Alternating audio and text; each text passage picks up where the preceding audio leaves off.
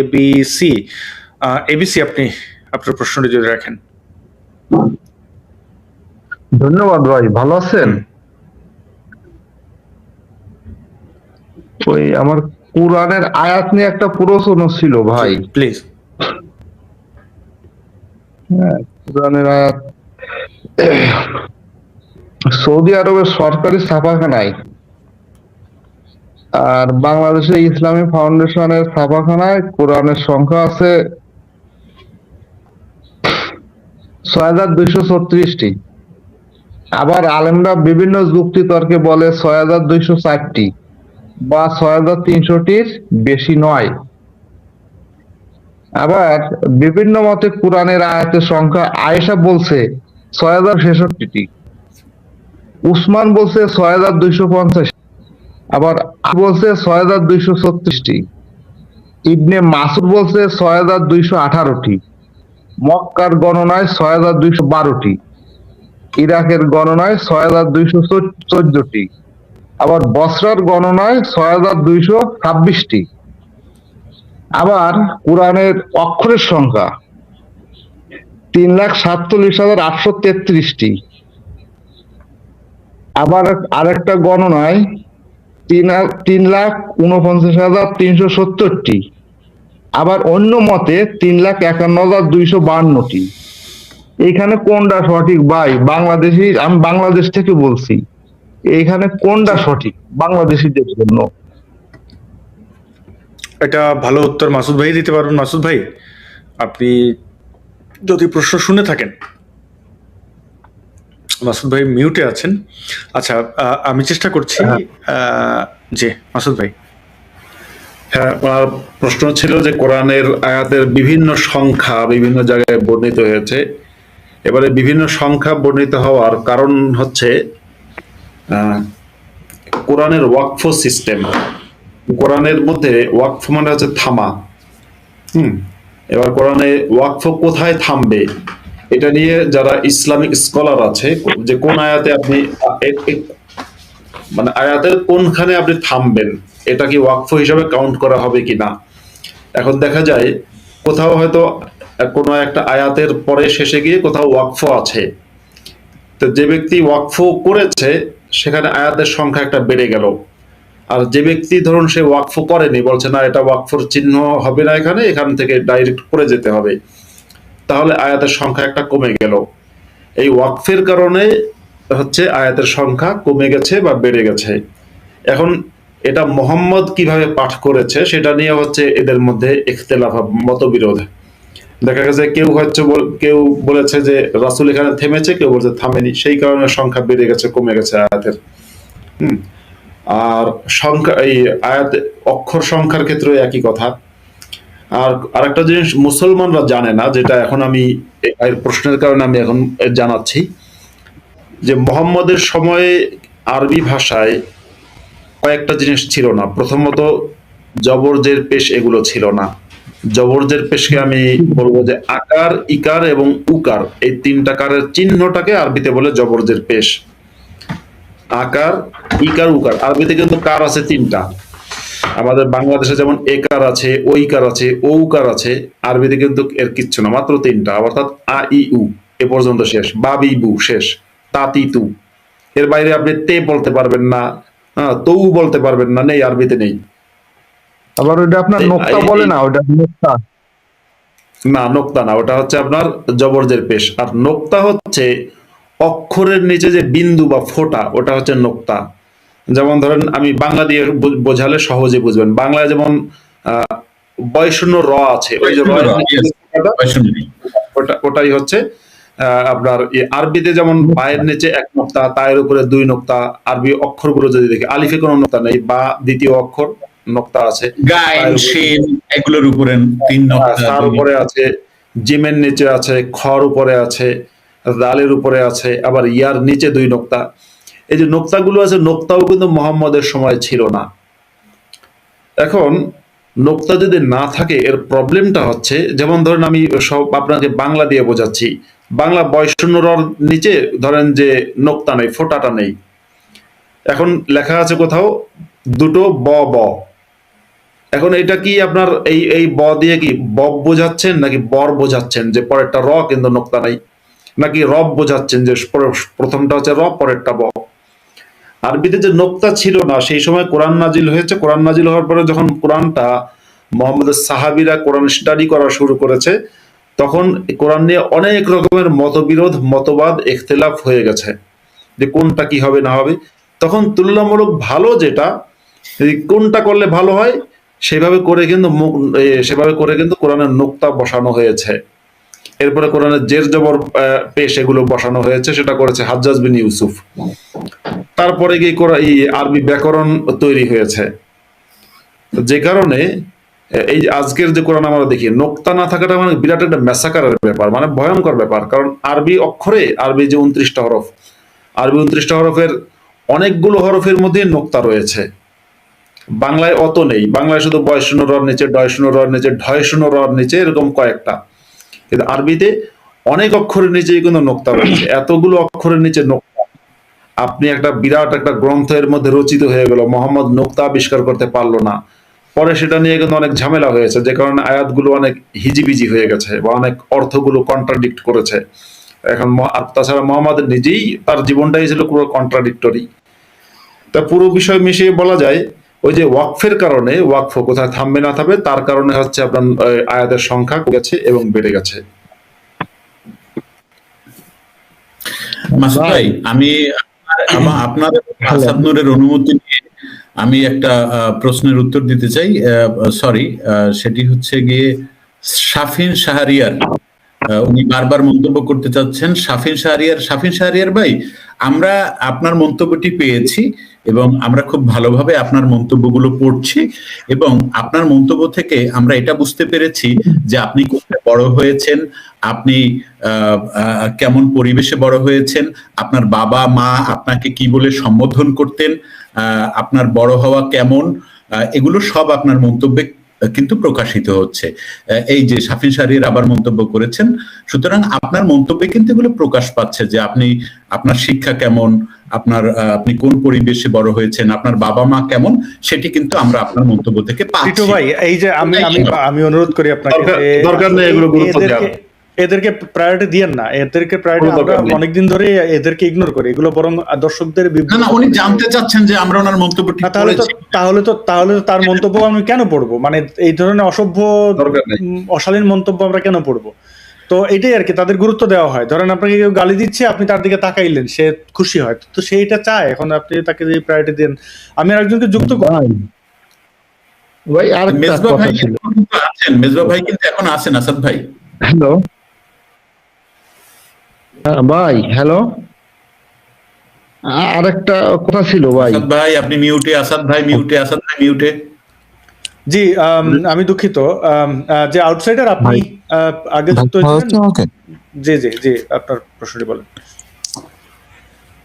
ভাই। আমি সরাসরি প্রশ্নে যেতে যাচ্ছি আর কি। তো আমার মুফতি আব্দুল্লাহ মাসুদ ভাইয়ের কাছে প্রশ্ন ছিল একটা। তো প্রশ্নটা এরকম যে, মানে আমি বাংলাদেশ থেকে বলছি আর কি। তো আমাদের দেশে এমন অনেক মানুষ আছে যে আপনার সুফিজম টাইপের, আপনার যেমন ওরা বলে আর কি যে কবর, যে মানুষের শরীরে একটা কবর। তারপর আপনার এমন টাইপের কথা বলে যে নেককার সন্তান, হ্যাঁ, তো নেককার সন্তান থাকলে নাকি পিতামাতা বেহেশতে যায়। তো ওদের কথা হলো এরকম যে যারা নেককার সন্তান মানে ভালো সন্তান হয়, তো তাদের জন্য তাদের ভিতরে তাদের পিতামাতা বেঁচে থাকে আর কি। তো এদের মতবাদ, মানে দেখেন, এদের মতবাদটা কোরআন হাদিস অনুযায়ী কতটুকু সঠিক? আচ্ছা, এই যে সন্তান, নেককার সন্তান থাকলে তাদের লেজুর ধরে বাবা মা জান্নাতে যাবে, এইটা মানে, হ্যাঁ মাসুদ ভাই, এই উত্তরটা যদি আপনি দেন।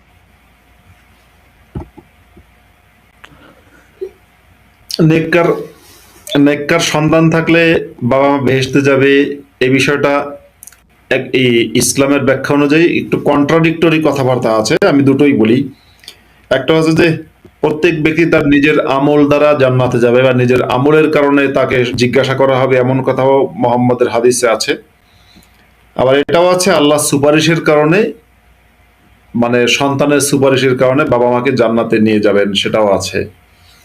এখন এর সমাধান হচ্ছে এগুলো তৈরি, এই সমস্ত তৈরি করেছে, হাদিসগুলো তৈরি হয়েছে বিভিন্ন ব্যক্তিদের স্বার্থে। হয়তো এই হাদিস যখন তৈরি হয়েছে তখন আপনার ওই মাদ্রাসার প্রচলন শুরু হয়েছে, হুজুররা তখন ধর্ম ব্যবসা শুরু করেছে, ছাত্রদের পড়াচ্ছে, তখন ভাবলো যে ঠিক আছে তুমি বাবা আকাম কুকাম যা করো করো, ছেলেটাকে মাদ্রাসায় দাও, আমি হুজুর খেয়ে পরে 2 পয়সা রোজগার হোক, আমার মাদ্রাসাটা চলুক, ওদিকে তুমি বেহেশতে যাও। এর লোভের অংশ হিসেবে হয়তো এই ধরনের হাদিস তৈরি করা হয়েছে। জি, অনেক ধন্যবাদ মাসুদ ভাই। মেজবা, আপনি অনেকবার যুক্ত হওয়া নিয়ে অনেক মান অভিমান অনেক কথাই বলেছেন। মেজবা, আপনি যদি বলেন কি আপনার প্রশ্ন কি কি জানতে চান, কি বলতে জি চান? ভাই, কেমন আছেন আপনারা? আমরা ভালো আছি। বলতেছি আমাদের অস্তিত্ব এবং আমাদের জন্ম হয়েছে যে সেটা কোথা থেকে হয়েছে, অস্তিত্ব নিয়ে প্রশ্ন করতে চাচ্ছি। এবং অস্তিত্ব, আপনি আপনার পরিবারের, আপনার বাবা মার যৌন মিলনের ফলে জন্মগ্রহণ করেছেন এবং তারা আপনাকে লালন পালন করেছে, বড় করেছে, ভাষা দিয়েছে বলে ভাষা পেয়েছেন, এই। এবং একটা রিক্সাওয়ালা, রিক্সা চালক ছাড়া রিক্সা যায় না, তাহলে আমরা কিভাবে চলাচল করছি? রিক্সা চালক ছাড়া রিক্সা যায় না, আপনি কিভাবে, সেটা প্রশ্ন কি করে? মানে এখন রিক্সা চালক ছাড়া রিক্সা যায় না, তা আল্লাহরই সৃষ্টি করছে কে? এখানে আমার আরেকটা প্রশ্ন আছে। রিক্সার চালকের যে মূল কাজ সেটা হচ্ছে গিয়ে পায়ে প্যাডেল মারা, তো এখন তো প্যাডেল মারা ছাড়া রিক্সা আছে, সে ব্যাপারে আপনি কি বলবেন? শুধু ব্রেকটা ধরে ফেললেই হচ্ছে। এবার আপনি বলবেন যে ব্রেক ধরার জন্য তো একটা লোক লাগে, এবার গুগল যে গাড়ি আবিষ্কার করছে ড্রাইভার ছাড়া, সেখানে তো ড্রাইভার লাগে না। এবার আপনি বলেন, কি বলবেন? এই প্রশ্নের জবাব দেন আমার। ড্রাইভার ছাড়া যে গুগল গাড়ি আবিষ্কার করেছে, এবং 2043 সালের মধ্যে ইউরোপ, আমেরিকা এরা একটা ডিসিশন নিয়েছে যে তারা ড্রাইভার এবং রাখবে না, পেট্রোল চালিত গাড়ি রাখবে না। তো এই বিষয়ে আপনার মতামতটা যদি আপনাদের আগে বলেন, তাহলে আমার মনে হয় আসাদ নূর এবং মাসুদ খুব ভালো উত্তর দিতে পারবেন। আমাদের গায়ের পোশাকে, মানে গায়ের পোশাক যে তৈরি করছে, এই গায়ের এখন আবার গাড়ি থেকে গায়ের পোশাকে গেলেন কেন? আপনি গাড়িতে থাকেন ভাই, গায়ের পোশাকে পরে আসি। রিক্সা রিক্সা। আচ্ছা আচ্ছা, আমি একটু সহজ করে দিই মেজবা ভাই। আপনার প্রথম প্রশ্ন, আপনার প্রশ্নের ধরনটা আমি বুঝতে পেরেছি। অর্থাৎ আপনি বোঝাতে চেয়েছেন যে আমাদের যে গায়ের পোশাক, গাড়ি বা যে কোনো জিনিসই কিন্তু কোনো মানে কারিগর ছাড়া সম্ভব, সৃষ্টি হওয়া বা তৈরি হওয়া সম্ভব না। সেক্ষেত্রে এই আসমান, জমিন, চন্দ্র, সূর্য, গ্রহ, নক্ষত্র এগুলো কিভাবে একজন সৃষ্টিকর্তা ছাড়া সৃষ্টি হলো, এই তো আপনার প্রশ্ন। এবার আপনি দেখেন, তাহলে এখানে কিন্তু আমি আপনার কথা, মানে তর্কের খাতিরে যে আপনার কথা মেনে নিই যে এর উত্তরটা আসলে পাওয়া গেল না। একইভাবে যদি আপনি মেনে নেন যে না, এর পেছনে একজন সৃষ্টিকর্তা আছে, তার নাম আল্লাহ, তখনও কিন্তু আবার একটা প্রশ্ন দাঁড়াইয়া যায়। সে প্রশ্নটা হচ্ছে যে আল্লাহকে কে সৃষ্টি করেছে। তাহলে দেখা গেল আপনি যেমন একটা প্রশ্ন করলেন যে যার উত্তরটা আমি দিতে পারলাম না, আমি আবার একটা প্রশ্ন করলাম, আপনি তার উত্তর দিতে পারলেন না। তাহলে এখন সহজ সমাধান কি? যে যতটুকু আপনি জানেন ততটুকু আপনি মেনে নেবেন যে এটা আমি জানি। যেমন আপনার জন্ম হয়েছে, যেটা প্রথমেই আপনাকে আসাদুর জবাব দিয়েছেন, যে আপনার বাবা মায়ের যৌন মিলনের ফলে, এটা আপনি জানেন। আপনাকে ভাষা শিখিয়েছে কে? আপনার বাবা মা। এবং আপনি যে সমাজে থাকেন সেখানে আপনাকে খাইয়েছে পরিয়েছে কে? আপনার বাবা মা। শেষ। আপনি আপনার প্রথম সৃষ্টিকর্তাকে চিনলেন যে আপনার বাবা মা, বা আমিও চিনলাম যে আমার বাবা মা হচ্ছে আমার সৃষ্টিকর্তা। এবার আমার বাবা মা সৃষ্টিকর্তাকে, তার বাপ মা, তার সৃষ্টিকর্তাকে, তার বাপ মা, এরকম করতে করতে আমি গেলাম একেবারে মানুষের সৃষ্টি পর্যন্ত। আপনি যখন যাবেন সেক্ষেত্রে আপনার হচ্ছে পড়াশোনা করতে হবে। সেক্ষেত্রে আপনি হুজুর বলিয়াছেন আল্লাহ নামে একজন আমাদের সৃষ্টি করিয়াছে, ওইটা না গিয়ে আপনি পড়াশোনা করবেন কি, যে আপনি মিলিয়ন বা বিলিয়ন বিলিয়ন বছর আগের চলে যাবেন। পৃথিবী যখন আপনার তৈরি হলো, সেই তৈরি হওয়ার সেই সময়টায় যাবেন। গ্যালাক্সি, মিল্কি ওয়ে, আপনার পৃথিবীর যে বিগ ব্যাং, সেই সময়গুলোতে যাবেন। সেই সময় গিয়ে এবার প্রাণের উৎপত্তি কিভাবে হলো সেটা নিয়ে আপনি পড়াশোনা করবেন। সেই সমস্ত পড়াশোনা করতে করতে আপনি যতটুকু জানবেন, ধরেন আপনি একটা পর্যায়ে গিয়ে দেখলেন তার আগে কি, যতটুকু জানবেন ততটুকু আপনি মনে করবেন এটুকু আমি জানলাম। আর যতটুকু আপনি জানবেন না ততটুকুর জন্য আপনার হচ্ছে আমি জানার অপেক্ষায় থাকলাম। তো যখন আপনি জানবেন এবং জানার অপেক্ষায় থাকবেন তখনই হচ্ছে আপনি বুদ্ধিমান মানুষ। কিন্তু যখন আপনি জানবেনও না জানার অপেক্ষায় থাকবেন না, আপনি বলবেন কি যে আপনি আপনার হুজুর আপনার একটা সস্তা যুক্তি দিয়ে দিল, দুনিয়ার একটা ঘড়িও তৈরি হয় না ঘড়িও তৈরি হয় না কারিগর ছাড়া, মোবাইল তৈরি হয় না কারিগর ছাড়া, এবার পৃথিবীটা কেমনে সৃষ্টি হলো কারিগর ছাড়া। ঠিক আছে, আমি মেনে নিলাম, ধরুন তর্কের ক্ষেত্রে মেনে নিলাম যে মোবাইল পৃথিবীটা তৈরি কারিগরের মাধ্যমে হয়েছে, যদি তর্কের ক্ষেত্রে মেনে নিই, সেক্ষেত্রে ভাই এই স্যামসাং মোবাইল তৈরি করেছে যে তাকে আমি চিনি। এবার বলবেন আমি তাকে চোখে দেখিনি, চোখে দেখার জন্য আমি একটু পয়সা খরচ করে দক্ষিণ কোরিয়া গেলেই হয়, অথবা ইউটিউবে দেখতে পারবো, অথবা আমি কোনো না কোনো ভাবে তাকে আমি পাবো। কিন্তু পৃথিবীর সৃষ্টিকর্তা যে আল্লাহ, এই সংবাদটা কে দিয়েছে? স্যামসাং মোবাইলের সৃষ্টিকর্তা যে তার নামটা আমি এই মুহূর্তে জানি না, তবে তারেক মনোয়ার বলেছে তার নাম হচ্ছে মিস্টার স্যামসাং। আমার টুপিটা আমি নিয়ে তার মাথায় দিয়ে দিলাম। এটা নিয়ে কিন্তু আসাদুর একটা ভিডিও বানিয়েছিল, জোস ভাই। শেষ পর্যন্ত একটা ক্ষমা চাইতে বাধ্য হয়েছে। আবার পাগলামি শুরু করেছে। কত বড় বেঈমান, মানে সে কি বলবো আর, মানে তারেক মনোয়ারের বন্ধু সে ক্ষমা চাওয়া এসেছে, মানে এর কি বলবো আর, মানে মুখ খারাপ না। তো যাই হোক, এখন বলছে যে এই যে আপনার সৃষ্টিকর্তা মানে আপনি যতটুকু জানবেন ততটুকু জানাটা আমাদের জন্য ভালো, আর বিশ্বাস করাটা খুব খারাপ। ভাই মেজবা ভাইকে আপনি বুঝতে পেরেছেন? বিশ্বাস কেন করবেন?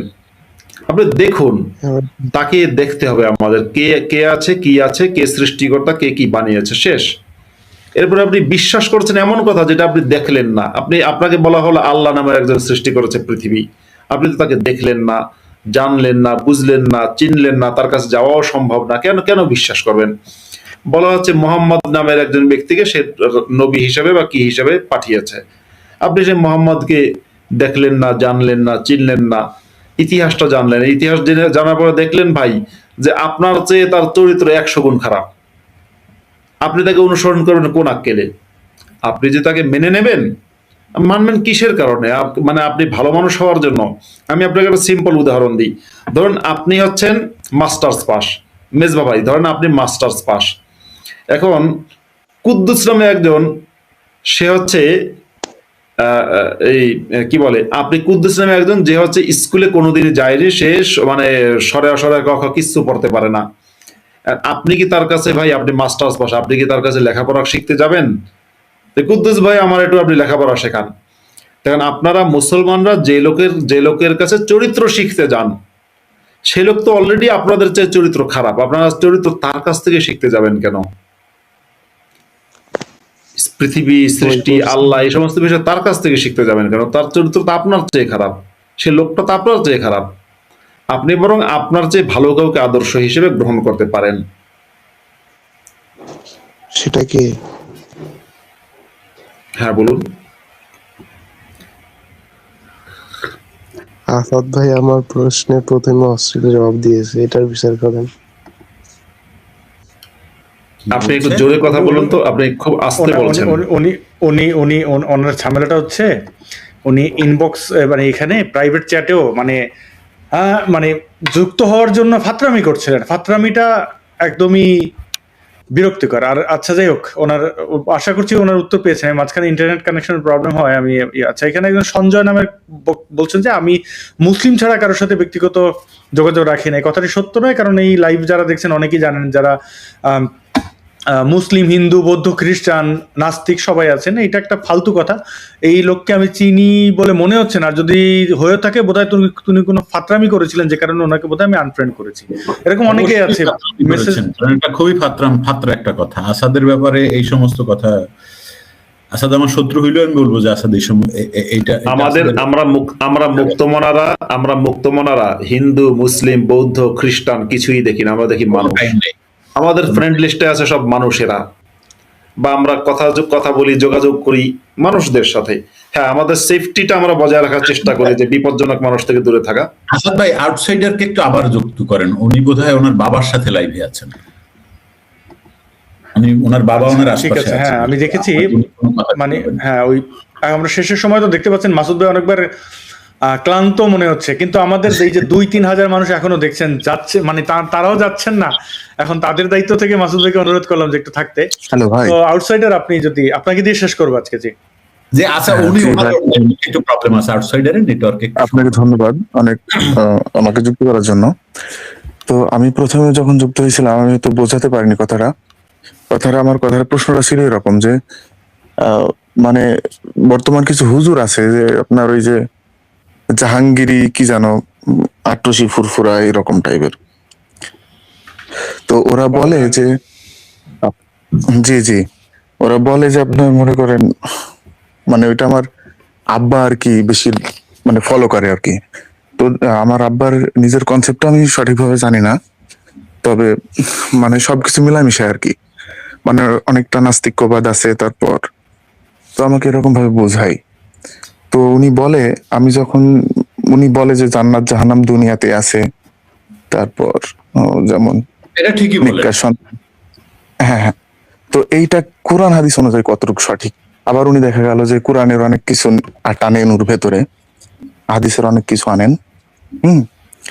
তো আমি এই ধর্মটা মানে ততটা করি না আর কি। তারপর আঙ্কেল কি আপনার পাশে আছেন? না না, আব্বা এখন পাশে নেই। আর যেহেতু রাত 12টা বাজে এই জন্য আমি খুব ধীরে ধীরে কথা বলছি আর কি। আচ্ছা আচ্ছা। যত যাই হোক, বাবা কিন্তু ওনার সাথে কোনোভাবে অসম্মান করা যাবে না। আলোচনা প্রায় হয়, মাঝে মাঝে হয়। হ্যাঁ, কিন্তু তাকে কিন্তু কোনোভাবে অসম্মান করা যাবে না, সে উনি যতই ভুল বা সঠিক হন না কেন, বাবাকে না, ওনার মতবাদ আমার মতবাদ অনেকটাই এক। কিন্তু এই যে মাঝে মাঝে বলে যে নামাজ পড়বা, আমি নামাজ না পড়লে তুমি নামাজ পড়বা, কারণ মানে সমাজের মানুষ আর কি জুম্মার নামাজ কামাই দিবা না। আজ যেমন শুক্রবার আমি শুয়েছিলাম, তো আমাকে বললো যে আমি বললাম আব্বা শরীর খারাপ, আজ নামাজ পড়তে যাবো না। বললো আচ্ছা ঠিক আছে, শরীর যদি বেশি খারাপ হয় নামাজ পড়ার দরকার নেই, তবে তুমি যেও। তো এইরকম। তারপর উনি কাজী নজরুল ইসলামকে অনেক ফলো করে, মানে যদিও দেখেন একটু সুফিবাদী, একটু হ্যাঁ ওইরকম টাইপেরই, একটু মানে লালনও মানে। তারপর আপনার হচ্ছে নজরুলকেও পছন্দ করে, জি জি। আবার ইসলাম ছেড়েও যেতে পারেন না। আবার দেখা গেল এটা বলে যে তোমার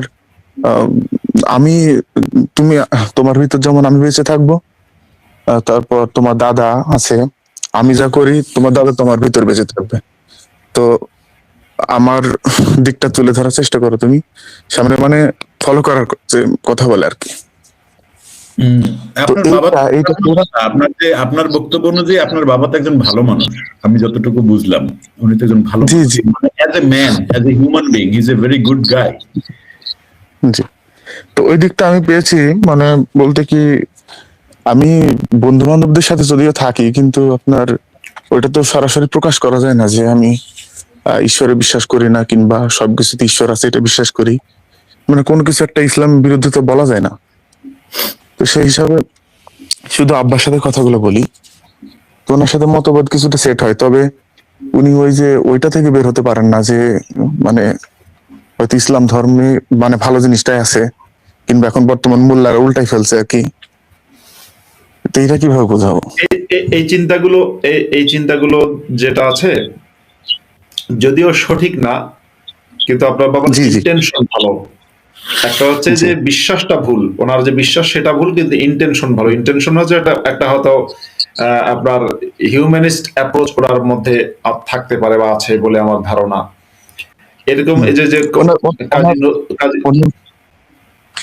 জি বলেন।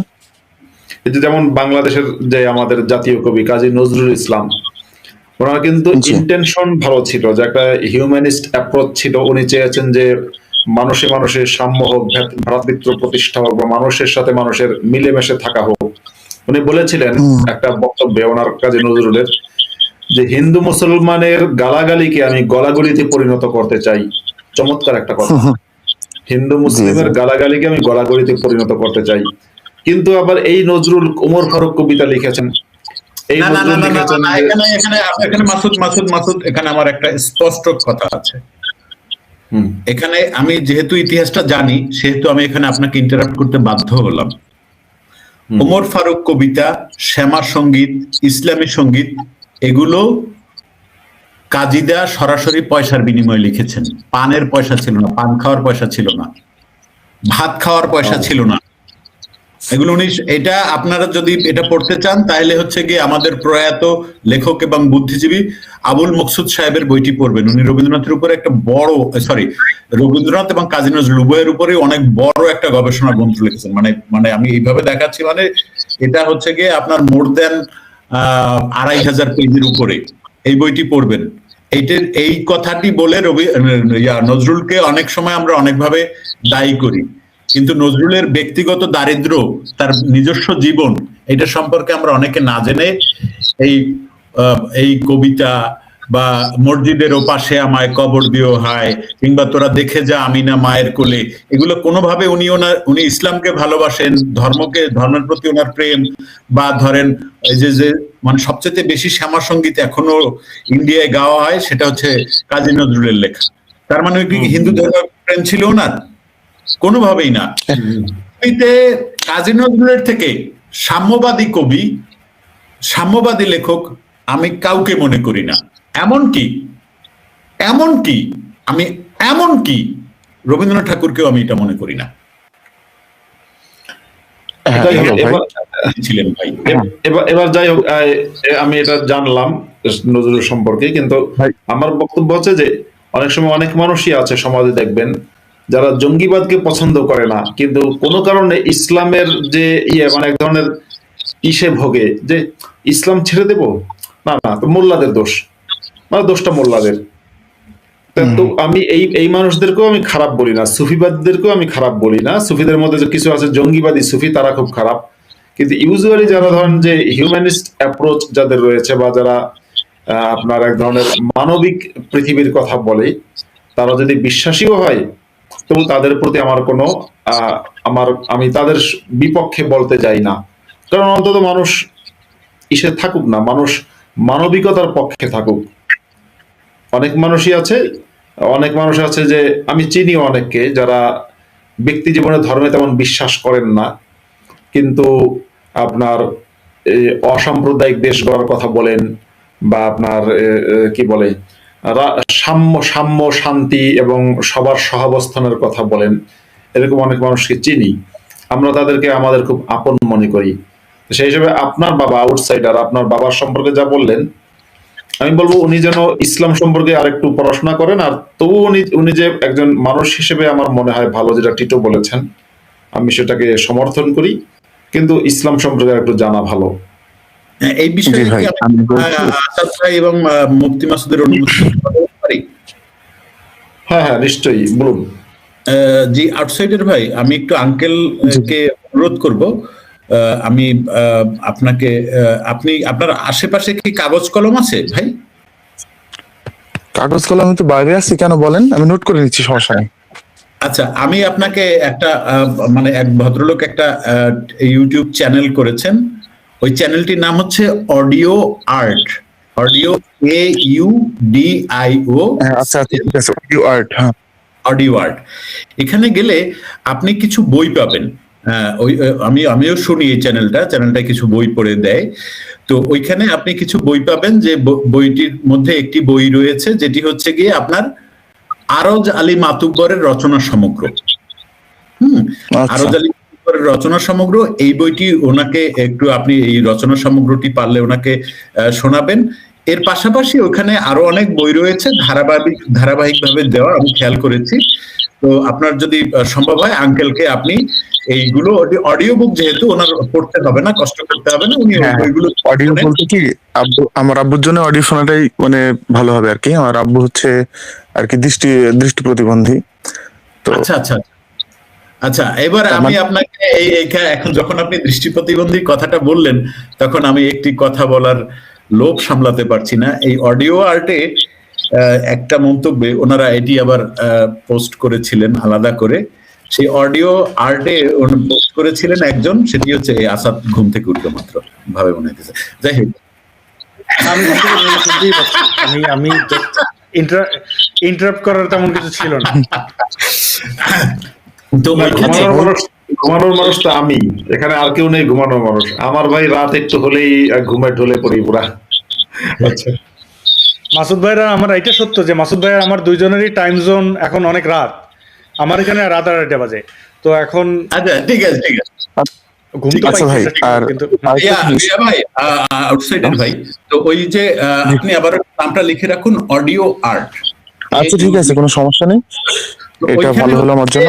যেটা আমি বলার লোভ সামলাতে পারছি না সেটা হচ্ছে ওইখানে একটা মন্তব্য করেছেন এক ভদ্রলোক একটা ভিডিও নিচে, সেটা হচ্ছে গিয়ে আমি একজন অন্ধ মানুষ, গ্লোকোমার কারণে আমার চোখ অন্ধ হয়ে গিয়েছে, কিন্তু আমি যেই বইগুলো পড়ার আশা করেছিলাম কখনো পড়তে পারিনি সেই বইগুলো এই চ্যানেলে পাচ্ছি, এবং এটা আমার জি, জি। এত ভালো লেগেছে, খুবই চমৎকার লেগেছে। এবং ওটা আবার ওই দেখলাম অডিও আর্ট হচ্ছে গিয়ে আপনার স্ক্রিনশট নিয়ে ওটা আবার তারা আলাদা করে পোস্ট করেছে। সুতরাং এটা আপনার বাবার জন্য খুবই ভালো হবেন।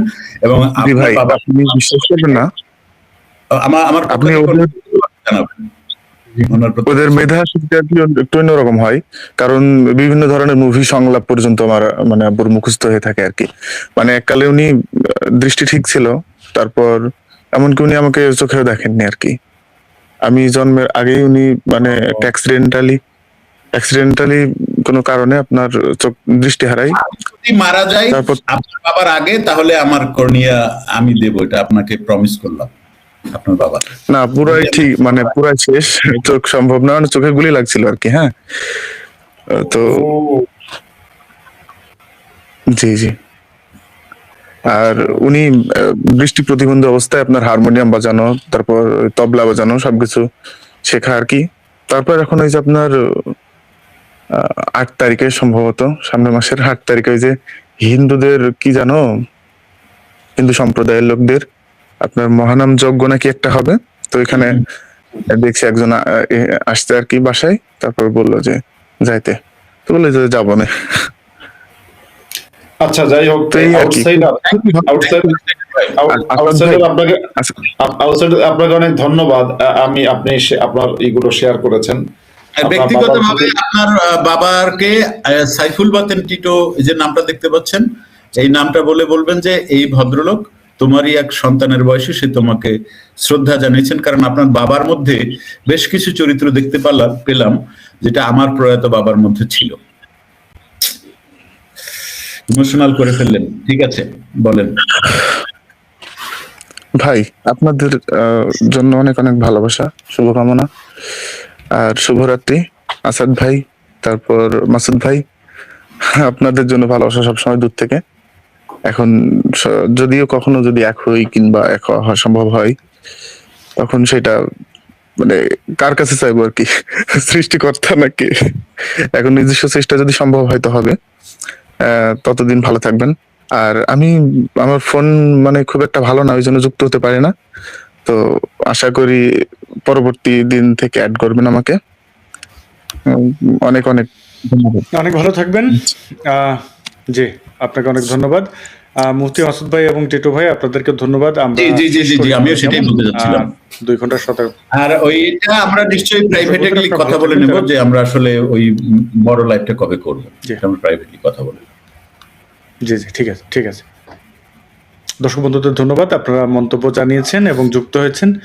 আবার সামনের সপ্তাহে একই